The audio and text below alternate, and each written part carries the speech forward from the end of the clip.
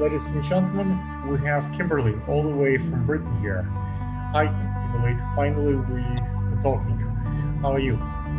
I'm doing just fine. Thank you for having me, Alexander. I like the sound and I like the picture. I think you certainly ready for our interview.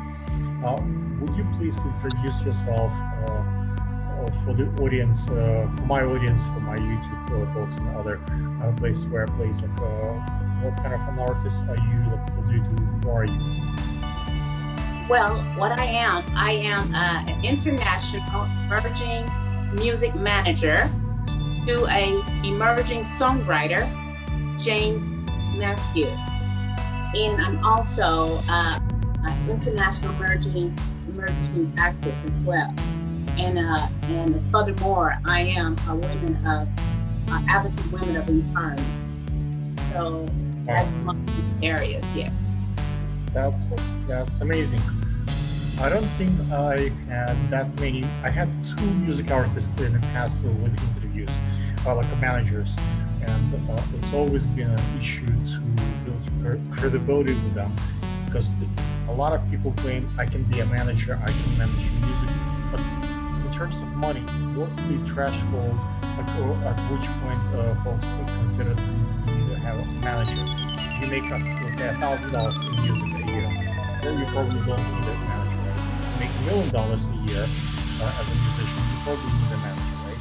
What's the good spot where when people start getting a manager? Well, getting a manager requires research first of their own, because it's all about the quality and the experience. For example, I'm new into the entertainment industry, so I've only been networking for about a year and a half. What kind of credibility do you have in this space? Like, do you manage someone famous, or what do you know about this being a music manager? Well, the songwriter, he's already a friend of mine, a long-term friend of mine. So that's the connection I have with him, as well as he's my business associate. So that's how I connected in that area, in that respect. And our aim, as me being his emerging music manager, is for us to go into an international music business. And in order to do that, we're taking many steps to get to that level, to own our own international music business. So, do you have any legal paperwork drawn, contracts? Like, is there a way? Let's say you start someone new, right, and all of a sudden they become famous. Is there a way to hold them to their account, or they can just change the manager to someone more famous, or someone different, or someone cheaper than you? Yeah. It depends on which way they go about it. Because to go to that type of situation, like I said, I am I'm experienced of learning, because I'm always learning, because as I'm new into it. But me being that emerging international music manager, I have to make sure that I have production to go into that. I had an interrupting call of my. Yes, I see that. Okay, guys, that happens. Like, social media is fine. Do you need to take it, or we can continue? So we can re-record, or we can you can take the call later. Yes, just continue. Okay, gotcha. Okay, the audience kind of realize that things are not perfect, and when you do international calls and those things on Zoom, sometimes the local calls have prevalence over the a Zoom or a social media platform. But I think it's not forever. It's at some point it's going to change the other way. So going back to your question, so to stay in that line of questioning, so your connection with the artist is that you're friends and your business partners. Yes. How do you keep yourself safe during the COVID time? We have it almost a year, if not more by now. Do you guys trust each other so you don't go to places, you don't bring the COVID to each other? How do you protect yourself and the people that you work with? Well, firstly, we must have respect for humanity. So not only for ourselves as well as for others. So we make sure that we apply our social distancing and warrant the regulation that's required within the country that we're in. We're both in Ireland, so the singers, the musicians, and the producers that we pay to, they Getting are. another call. Looks like we're getting your picture once in a while. Okay, it's okay. That's fine. So the people that we correspond with the singers and the musicians and the producer, they are located in other countries. So thanks for the support of technology. Yes. It's what we are. Is how we communicate. It's difficult for me to get you sick or for you to get me sick. So doing this over Zoom has a little bit of advantage over the safety. Gotcha. What about in your path being an emerging artist and emerging manager? What is there maybe some funny story that you can share with the audience, or maybe sad stories, something that would tell a story about being a manager for a musician? Is there something happened that you might want to share with the audience? Well, I will say that my story would be in the past of hardship, because this is something that came about. I came from a transitioning from healthcare sector. So I've always wanted to pursue the entertainment industry in my past, in my younger years, but didn't really have the right mindset then and focus. So it's all about really having your mindset set in the right space and having that another chance of going into it's just been a blessing. So having my friend to trust the situation and see the qualities that I had in order for me to pursue him, managing him, it's just been a blessing ever since. So do you have a story to actually tell? You went there somewhere and this happens to you. Do you have any a story to share with the audience? Yes, in regards to the hardship story, yes. What's the hardship story? Well, you had nothing to eat, you had nowhere to sleep. What was the hardship? Well, I have two boys. And at this time, they are young men. And in the younger years, when my boys was babies, I experienced homelessness. Wow. Married twice.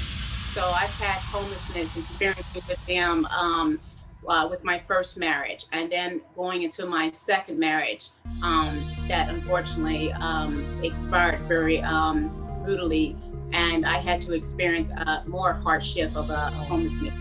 And my boys was teenagers when I sent them to USA for emotional support, and unfortunately the support system wasn't there either. So I'm still at distance with my oldest son that's still in the States, and my younger son have been about a couple years. So I've been experiencing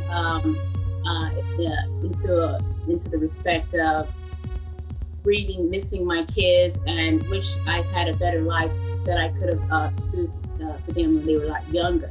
So having this career that's coming about now is giving me a chance to be more, to make a difference with me and my boys' lives.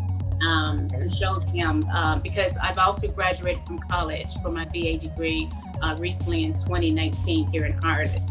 So congratulations. It was very rocky. What was the major?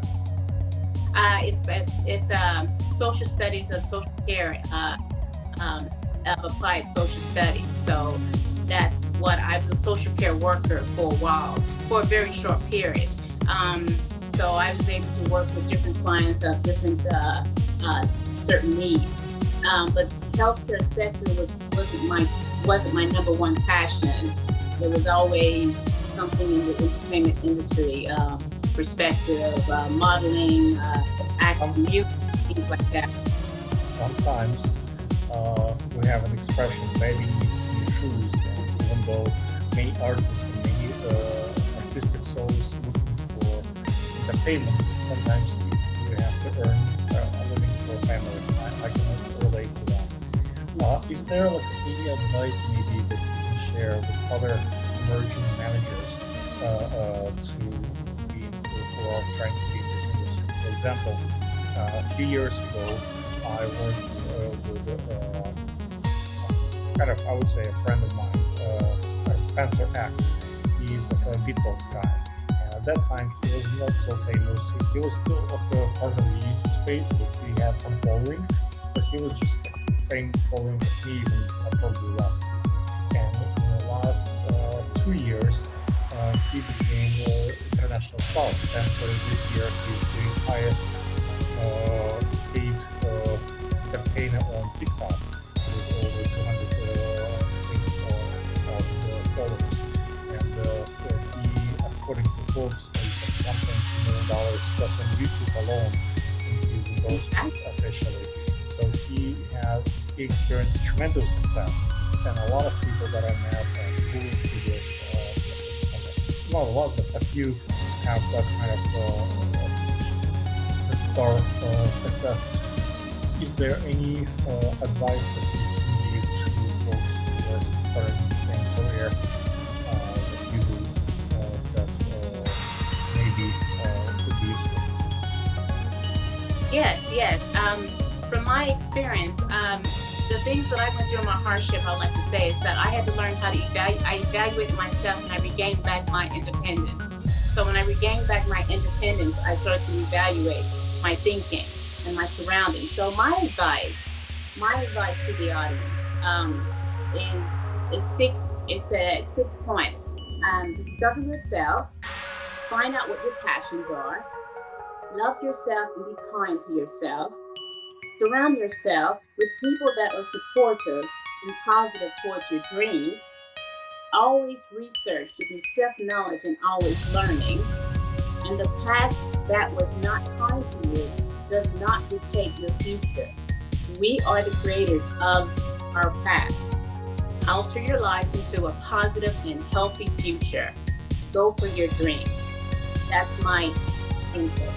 That's very nice. When we spoke about this interview, you told me that you're not doing TikTok or YouTube or Instagram, any other media, but you do Facebook. Why is that? First of all, how it's a good time to do a plug-in for your social media. What's your Facebook name? Yeah, right now I'm active into my Facebook account is because that's where I started my networking. That's my home base at this moment. But Why? in due time, and the reason is I'm still building my network because I'm going to have it all established by the end of this year. So I'm planning to open up my own website and obviously open up the other platforms, Twitter and Instagram. So that is in the it's in the works. yes, and of course I have my email Kimber3234 so yeah. Facebook is the first platform that you discover. Yes, that's my base, but it'll all change when I open up the doors to the other platforms, including my website by the end of the year. Okay. So, Cool. Thank you so much. thank you. Ladies and gentlemen, I think that maybe, as you can see during our call, at least 4 times someone called Kimberly, so she's really needed out there. Other folks who wants to talk to her. So I get it. So let's continue. Maybe if you have questions for Kimberly, if you would like to connect with her, maybe if we get enough attention from the audience, we'll bring back Kimberly for another meeting. And we can even do those things once a week or once a month. Depends on how much the marketing audience will request from us. Let us know if you want to hear more from Kimberly. Thank you.